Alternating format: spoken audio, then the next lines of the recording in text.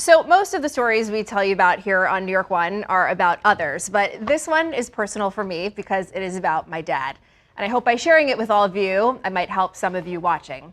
My dad has a disease called amyloidosis, and it causes abnormal proteins called amyloid to build up in the body's organs, joints, or ligaments. He was diagnosed with this in 2017 after years of unexplained symptoms. And while we were glad to finally figure out what was going on, his outlook was bleak. He was told he only had one hope of surviving, and that was a risky double heart and liver transplant where he would likely die on the operating table. Fast forward to today, the disease that was considered fatal just 8 years ago is now considered treatable thanks to new medicine. The thing is, it is so often misdiagnosed, and by the time it's caught, it could be too late. So people like my dad, who received this treatment, and doctors are working to raise awareness about amyloidosis.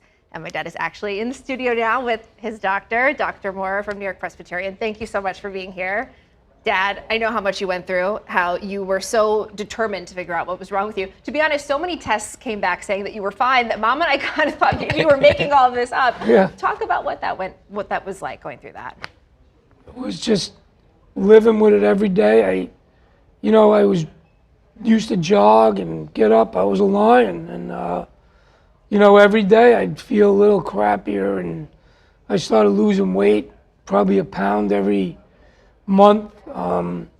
It went from constant diarrhea to muscle weakness, and I was just deteriorating. And every time we went to the doctor, they said it wasn't this and it wasn't that, and I knew I had something seriously wrong with me, to the point where, I couldn't really leave the house. I couldn't go out.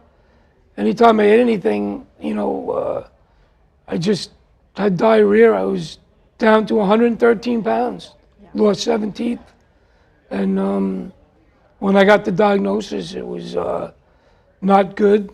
There was no treatment, which, when you have a disease and they say no treatment, there's nothing to fight. And, I accepted it.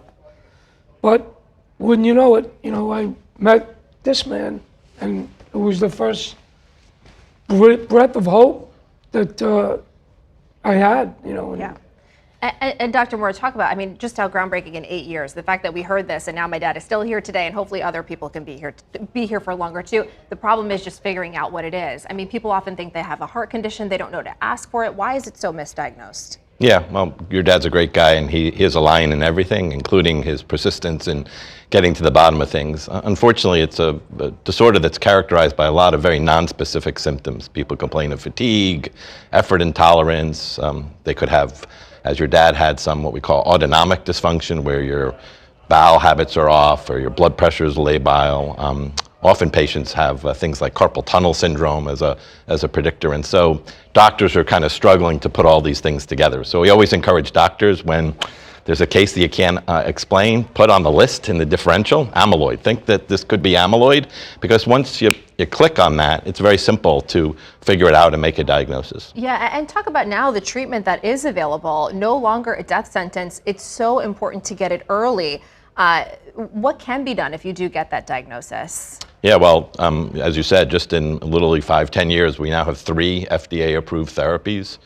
Your dad participated in many of the clinical trials that led to the development of these drugs that are unbelievably effective, and they basically are much more effective, as you point out, when the condition is diagnosed early, before there's real bad damage to multiple organs. And so early diagnosis is really key. Dad, you've been through so much, but I want to talk about, the hope that you give to people, because I've seen that you've talked in front of people about getting through this, and so many people, whether it's amyloidosis or something else, get really bad news, and they're told terrible things, like you were told. So what keeps you going? Because you are extremely resilient.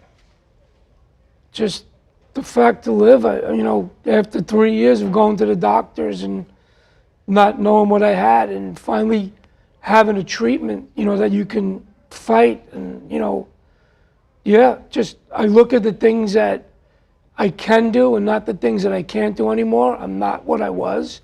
It did damage me. It goes through you quick. It doesn't take long, before you know it, you can't make it up a flight of stairs. I'm just proud today I can take the subway again. I couldn't do that. I couldn't go up the stairs. So, it's a slow recovery. Once you damage an organ, it doesn't get better. But I mean, I just want to, I think we all want to fight. We all want to live. We want a treatment.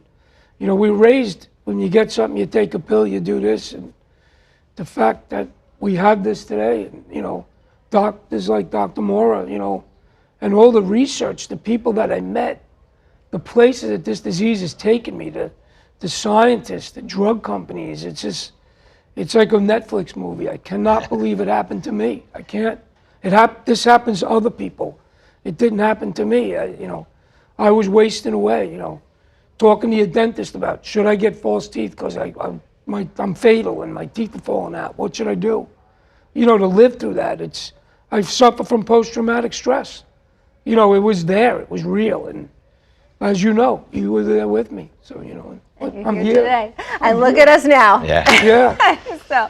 Thank God, modern medicine and clinical trials and research and, Well, hopefully people, as we said, they now know to ask for it. If you are feeling any of those symptoms that we put up there on the screen, the early signs, the later symptoms, it is something to ask for, particularly if you feel like you are dealing with a medical mystery like my dad was for so many years. So thank you both so much for being with us. For more information, you can go to amyloidosis.org. Should point out there are also several forms of amyloid. So the one we talked about today, different symptoms for different amyloids that you can find out there on the website. Thanks for watching our YouTube channel. For more stories in your communities, click the subscribe button right here. You can also download our app or watch us on TV for the latest news and weather updates every 10 minutes and more.